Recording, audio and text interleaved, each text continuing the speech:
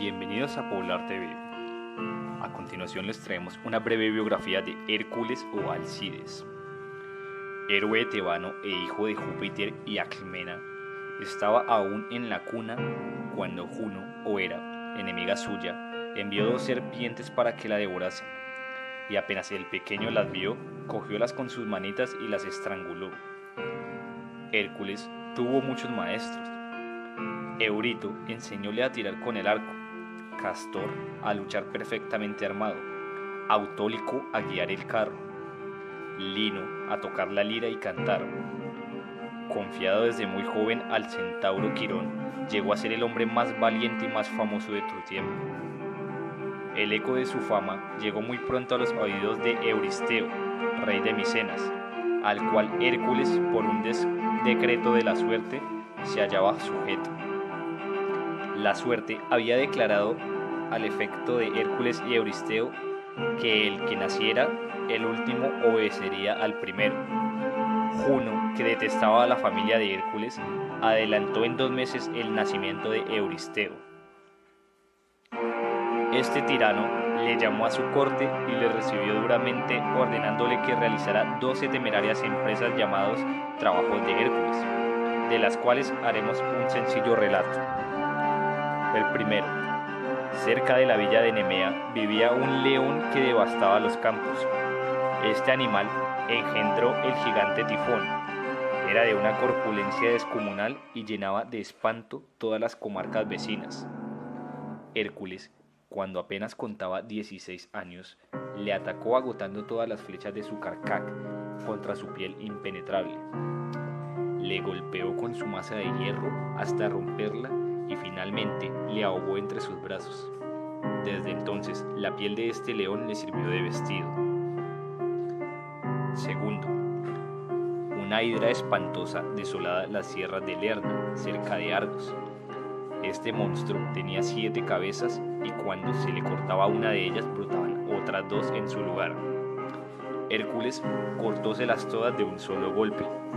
Los sabios creen que esta hidra de muchas cabezas personifica las innumerables serpientes venenosas que infestaban algunas llanuras pantanosas próximas a Lerna y que al parecer renacían a medida que eran destruidas. Hércules juzgó lo más obvio prender fuego a los cañaverales que le servían de guardia y por este sencillísimo medio libró la comarca de estos reptiles. Tercero, Euristeo mandóle también que le llevara viva una cierva que tenía los cuernos de oro y los pies de bronce. Moraba en el bosque del monte Menalo y corría con extraordinaria velocidad. Hércules le persiguió sin descanso durante 12 meses, hasta que la hizo caer en una trampa y la llevó viva a Euristeo. Se le ordenó que librara a la Arcadia de un furioso jabalí que devastaba la región. Hércules le apresó en el bosque de Erimanto y lo condujo ante Euristeo, el cual al verlo se sintió presa de gran espanto y corrió a refugiarse bajo un tonel de bronce. Quinto, acometió después una hazaña tan heroica como difícil. Augias, rey de Elida, tenía un rebaño de 3000 vacas cuyos establos no habían sido limpiados en 30 años. Hércules, para desinfectar el país, desvió el curso del Alfeo e hizo pasar sus aguas por los establos. El río arrastró las inmundancias y este trabajo fue para él obra de un solo día. Sexto, cerca de un lago llamado Estinfalia, en Arcadia, moraban unos pájaros monstruosos que se alimentaban de carne humana. Sus alas, su cabeza y su pico eran de hierro, y sus uñas más corvas que las de los buitres. Hércules los ahuyentó, haciendo retumbar unos címbalos de bronce. Los expulsó del bosque en donde se guarecían y los mandó a flechazos. Séptimo, en la isla de Creta había un toro indomable enviado por Neptuno para sembrar la desolación en sus confines. Hércules, después de agarrotarlo, se le ofreció a Euristeo. Octavo, Diomedes, rey de Tracia, tenía unos feroces caballos que vomitaban llamas y a los cuales su amo alimentaba con carne humana. Hércules domeñó estos caballos y se los envió a Diomedes, a quienes devoraron en un abrir y cerrar de ojos. 9.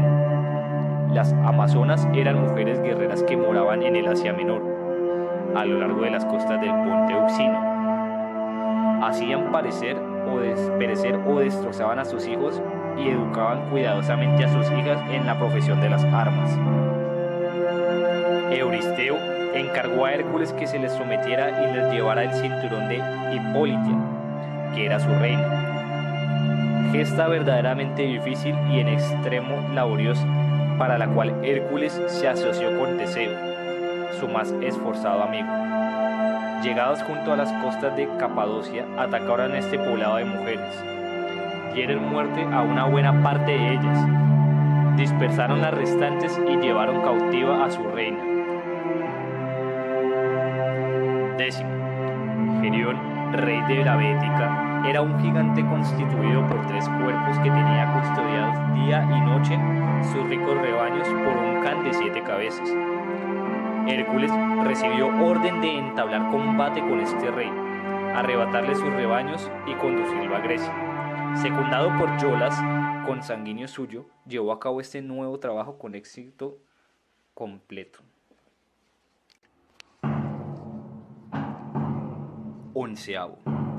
Seguidamente, marchó a Mauritania para arrebatar las manzanas de oro del jardín de las Hespérides. Esta preciosa fruta estaba guardada por un dragón que no dormía jamás. Atlas, para facilitar a Hércules el logro de su cometido, acorneció al dragón y recogió las manzanas de oro mientras Hércules sostenía el cielo sobre sus espaldas. Esta se puede ver en la breve biografía de Atlas que subimos en un video anterior. 12. El último de estos trabajos fue también el más decisivo. Euristeo le ordenó que bajara al Tártaro y arrancara de allí al cancerbero, que era el guardián de aquellos lugares. Hércules no retrocedió ante semejante orden.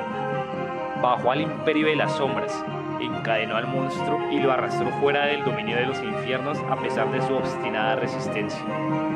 Hércules adquirió por estos 12 trabajos una gloria infinita. Todos los príncipes le respetaron y le temieron. El mismo Euristeo, que le había expuesto a tantas pruebas, empezó a desconfiar de él.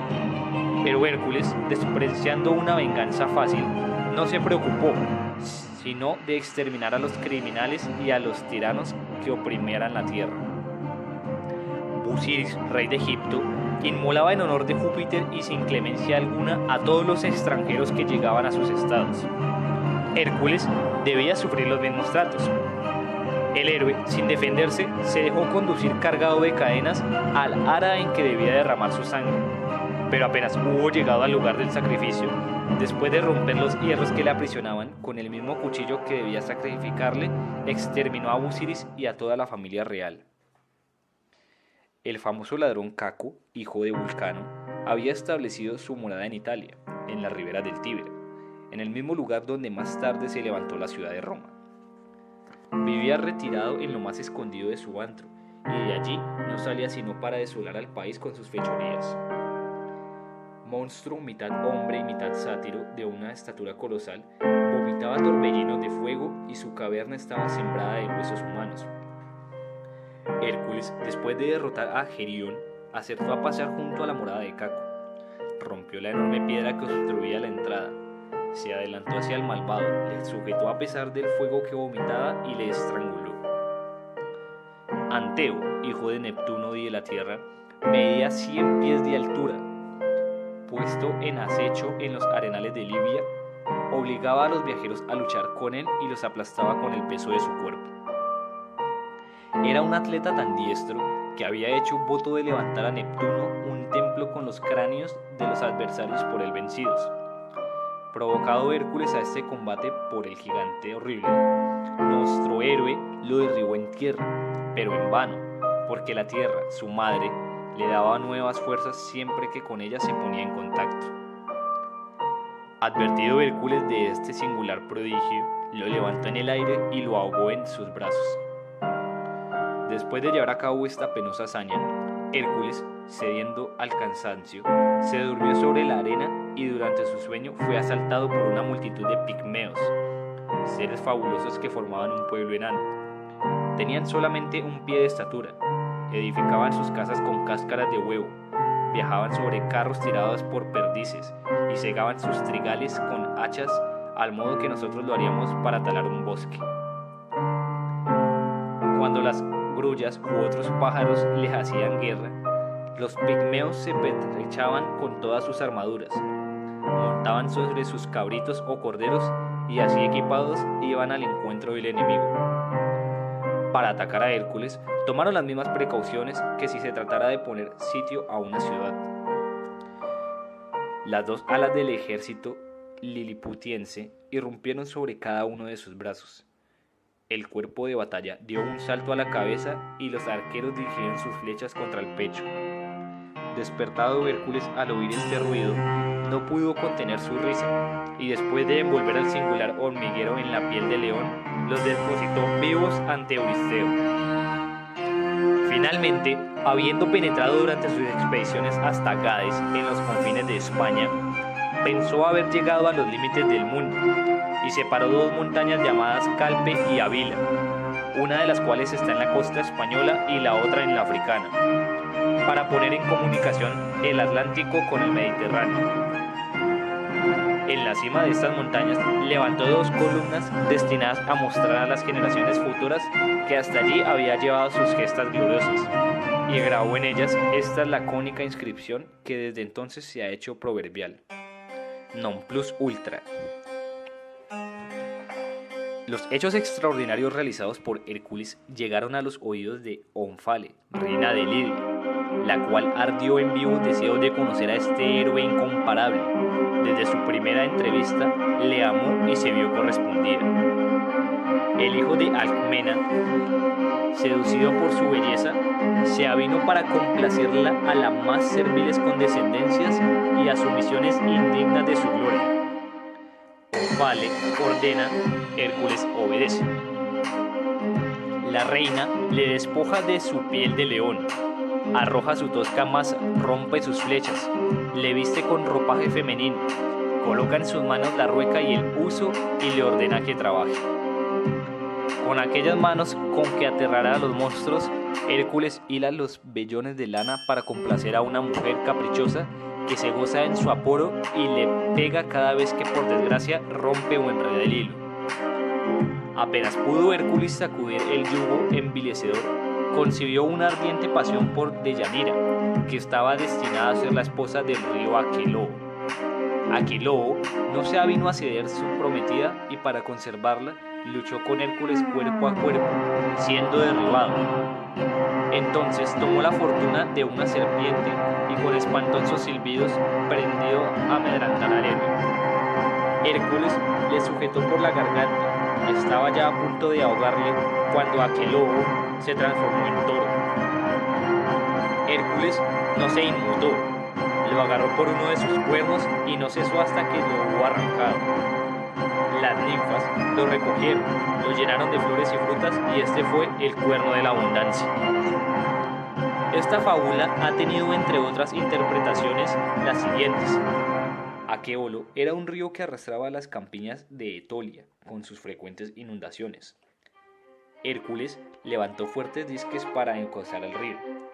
La metamorfosis de Aqueolo en serpiente indica las sinuosidades de su curso. Su posterior transformación en toro significa los estragos causados con sus desbordamientos.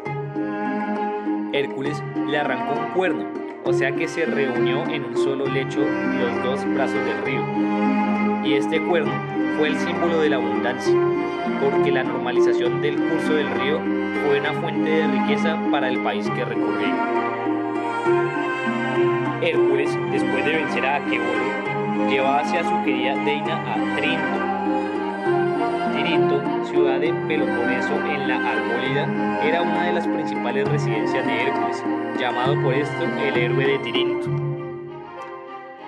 Cuando tuvo que detenerse en la ribera del evento, acrecido por las lluvias, no sabía qué partido tomar, temiendo exponer a Deyanira al peligro que ofrecía el curso rápido de las aguas, cuando el centauro Neso, que por allí pasaba y que conocía los sitios vereables del río, se ofreció a conducir a la joven princesa sobre sus espaldas a la ribera opuesta.